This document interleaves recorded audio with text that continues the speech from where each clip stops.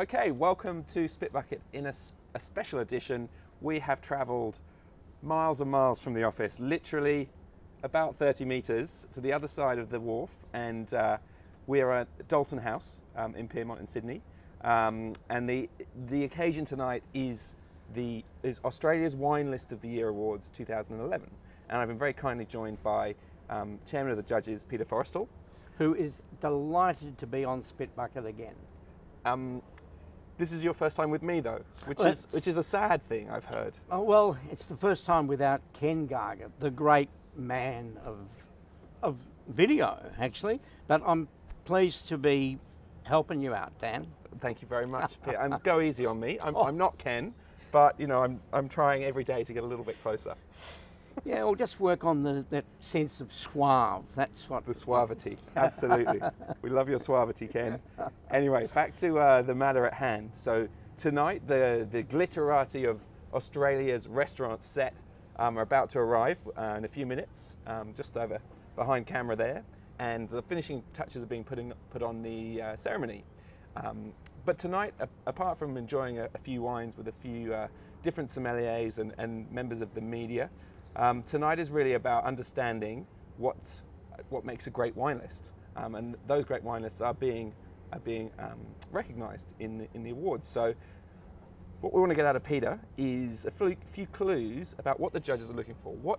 It's a big question, it's a hard question, but what makes a great wine list? Well, it is absolutely complex. But one of the things that I think is important in terms of this particular set of awards is it's not only the great huge wine lists that are really important to the industry. What we're looking for as judges is a wine list that are balanced, that cover all the possibilities, in particular that focus on what the customers need. They want a bit of excitement, a bit of reliability. They want a balance between Australian and overseas wines that they're familiar with, and they want a few surprises. Okay. So one of the awards tonight that I'm very excited about is the small wine list. Okay. So this is restricted to people that have got lists with less than 50 or less wines. Right. And to get a really good list with only 50 wines is quite a challenge. And you're going to tell us who won that now? Are you going to give us a sneak peek? Well, the people from Brasserie won't know, but there's this fabulous little French, Japanese restaurant in Sydney that for the last 3 years has been runner-up, and they've had a good list. And the winner for the last 3 years, Fino, has been promoted to Hall of Fame. Yeah. And Brasserie has celebrated that with a list that is significantly better than last year's. So it's, I mean, it is very satisfying to see how much you can pack into a small list like that. So is that a Spitbucket scoop? That is a Spitbucket scoop. No one else in the world knows that at the moment except a couple of judges. Always bringing you the most exciting news as it happens. But anyway, getting back to the structure of a list, are there any tips for people out there when they open the list? Should they go straight to the by the glass section, or should they ask the sommelier first of all where to look in the list? What would you suggest? Well, I think the sommelier is important, and so if a restaurant does have a sommelier, especially a good sommelier, that usually is a good place to start. I guess it depends on who you're with. So, for example, if there's just two of you, then I find Wines by the Glass is a really good way to go. If there's a group of 4 or 6 of you, then the idea of buying a bottle, has some appeal. Are you seeing more international wine creeping into these lists, or is it about the same as before? No, it's there's an avalanche, no question. I think it's time to actually say to sommeliers, look, I understand what you're doing. The dollar is at an all-time high. Yeah. There's never been a better selection of the wines of the world available in Australia. And probably most important to Spitbucket listeners is that we've had the great wines of the world forever. I mean, Gargett drinks very little else but the great wines of the world. I know. I love his reviews. It's another, you know, great Burgundy or Bordeaux from the 80s or 90s that I'm never going to see in my life. Usually the 1880s or the 1890s too. But the thing is, you and I have the opportunity now to try the everyday wines of Spain, France, Italy, Portugal, and they're delicious. Yeah. They're cheap as chips in a lot of cases, and so, you know, so that for me is very, very exciting, and certainly, I mean, sommeliers love nothing better than offering you something you've never seen before, and I'm excited by that. But I do think that now is the time for sommeliers to think carefully and say, look, can I do something really sexy with Australian wine? Yeah. I think you can. And just, I guess, thinking about the awards more generally, how long has it been going? Well, it started off in 1994. Yeah.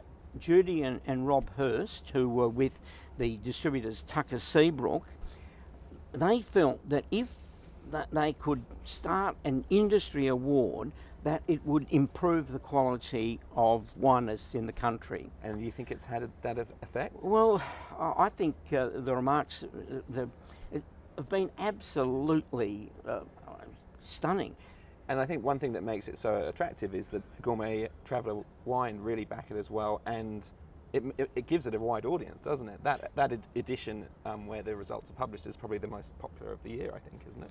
Well, I think you're right, and I think the good thing is it gives fantastic exposure to the best lists, to the winning lists, yeah. and there's a lot of them, and a lot of really interesting and exciting stories.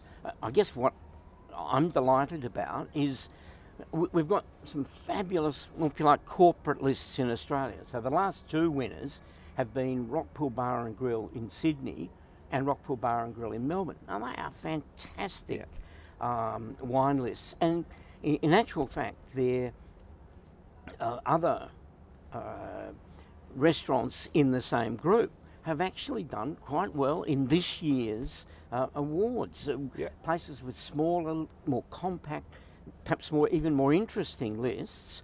Rockpool Bar and Grill in Perth is in the list of finalists. So the corporate lists are there, but there are some delightful surprises in the winners tonight.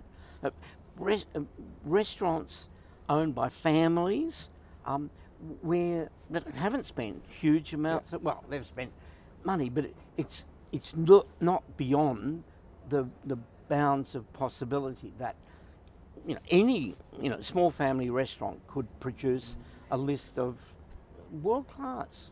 Okay. And that's the thing I think about Australia. I said it earlier that what we have are some of the best, in fact probably the best by the glass lists in the world. Our top lists rank with anyone's. Cool. Well, that's great to hear. The Australian wine list scene is very healthy by the sounds of it, and so let us know what you think about the wine lists in the restaurants around your local area. Do you have a particular thing that you look for in a list? Is it about price, or is it about the by the glass list, or is it about the international variation there?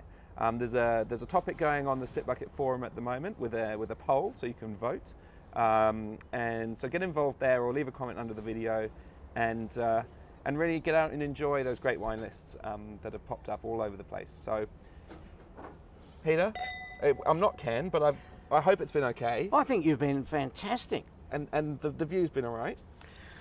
Oh, it's a bit like us, iconic. We'll take that. Until perhaps next year when we speak to Peter at a future ceremony. Will you be chairman for a few more years? Well, good question. Hope so. It's a good gig, I reckon, isn't it? Well, it's certainly a lot of fun. Okay. Well, until then, we're going to go in and enjoy some of the wines from those lists and listen to see who the winners are, and we'll join you a little bit later with some of the results. Thanks, Peter. Cheers. Thanks, Dan.